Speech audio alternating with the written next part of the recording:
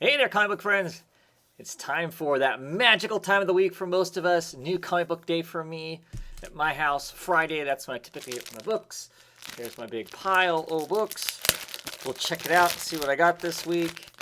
I know I'm getting Rebirth. Can't think of what else is coming out this week. But we'll go through the wad here, flip it over and check out and see what we got. Oh, so there's East of West issue number... Ooh, 20. Some glare there. Issue number 26. Always a great read. Super excited for that every time it comes out. Good stuff there. Grayson, this is issue number 20. Heck, I don't even know what's happening at this point.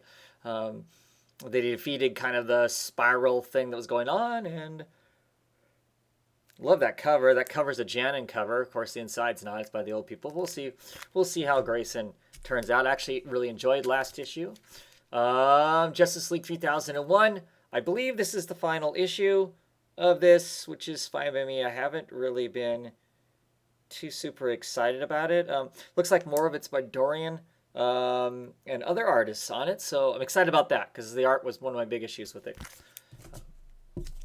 Let's see. Monstrous issue number 6 already. Really enjoy this book. I like the art. It's very ornate and detailed. Story's been interesting so far. We've been given more knowledge of the magic side now, the arcane side, and clearly on both sides there are people who aren't playing by any of the rules. So be curious to see how our main characters fit in the mix of that. And it's got a two-tailed cat who is a poet, and hey, gotta like that. Ms. Marvel, this is issue number 7. There was some of her young friends. Road to Civil War. We'll see if it really is an attachment to that or not. I'm hoping not. Every one of Ms. Marvel has been great issues, so it's that. A Weird World. Issue number 6, I don't know. This could be the end, maybe? Don't know. Super excited to read this.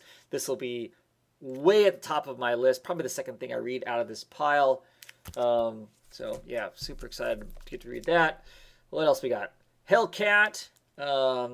Summer Fun with Patsy Walker, a.k.a. Hellcat. Issue number 6. She's hanging out with Hercules on the cover there. She-Hulk doesn't look too impressed.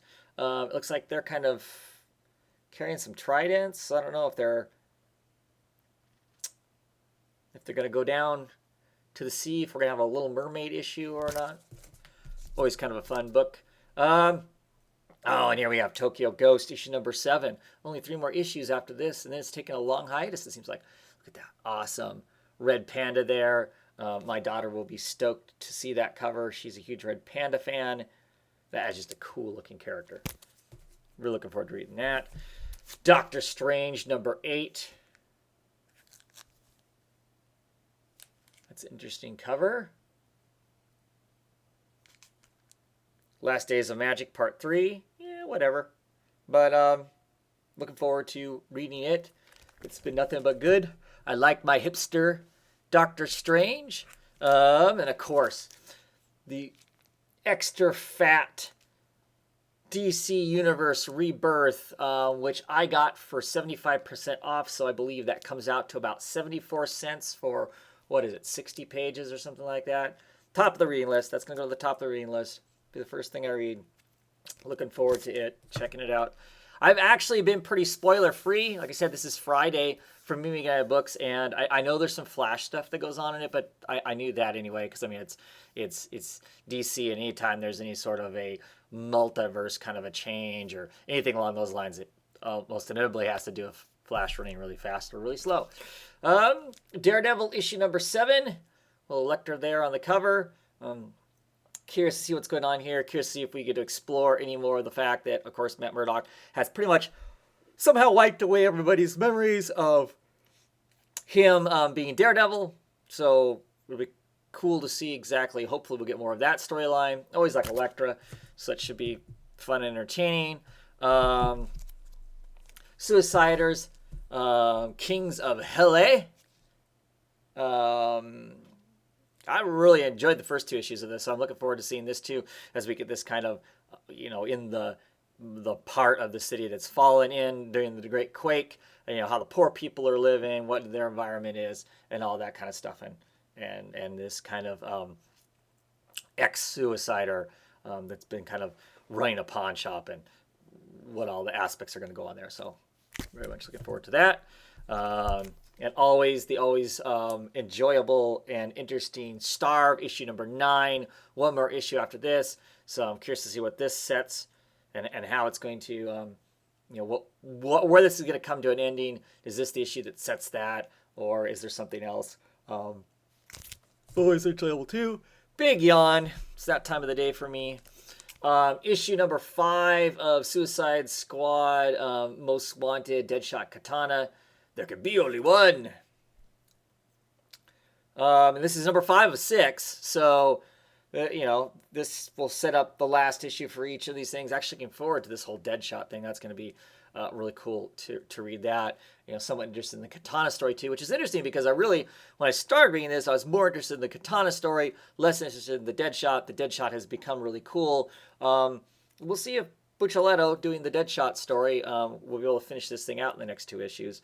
Some of the stuff he's been attached to, I haven't particularly liked the way that they've ended, but I'm not sure how much of that's him and how much of that was him teamed up with Francis Manapul. So we'll see. Lobster Johnson, issue number 1. This is Metal Monsters of Midtown. Nice alliteration there. Always like the Lobster Johnson things.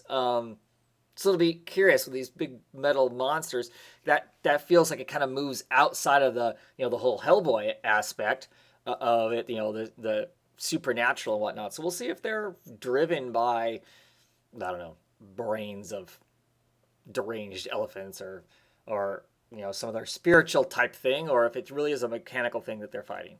So be curious to see. Letter 44, issue number 25. I feel like that there was an actual, this is how many issues it's going to go to. I cannot remember though. This looks pretty fatal and fatale. I believe that is President Blake, and he is picking the 666 individuals off planet Earth that are going to get to go on the spaceship with the aliens and survive the cataclysmic thing that is coming, that is going to just annihilate the Earth. So I'm sure that's what the Fiery Inferno is about, and picking that list. Here we have Cry Havoc, issue number 5. This is a Cliff Chang cover. For the Cry Havoc, I've been buying all of the variant covers as opposed to the regular covers, just because I kind of like this whole giant number thing going on. Because if you look really closely, well, this one's not so much so. Lots of times it matches up. In the number is this big giant monster, and it usually matches up with one of the characters here, what they can turn into, kind of a thing. But I've really enjoyed this. 3 colorists on this book. Great art by Ryan Kelly, of course. Interesting story by Simon Spurrier. Kind of a bummer that it's going away. It's kind of a quiet book. That didn't get enough traction, so I think next issue is the last issue. Maybe they'll explore more later on. I also really like the book because in the back of this, it has, Spurrier puts in some back matter that talks about the pages in the book and specific panels and stuff like that, and kind of gives you like his research, what he went into researching that made these panels sound or whatever, or what he appreciates about Ryan Kelly's artwork on said panels or pages too. Both of things are cool to read about, just add another level to the thing. And then finally, Art Ops, and this is issue number 8. This is Popism Part 1, so a new story arc. Looking forward to that. It's been kind of a fun run. Been kind of a fun read, Art Ops. It's just kind of its own little interest and trippy kind of a thing. So, that is it. If you want to check out my thoughts on some of these books and whatnot, go ahead and tune in to the Comic Book Roundtable on Saturday at 6:30 Pacific time, or anytime after that when it's recorded, and you can hear my thoughts on some of these books. Anyway, I hope everybody else got some great books this week and is enjoying them and will enjoy this weekend. And I'll see you next week. Bye.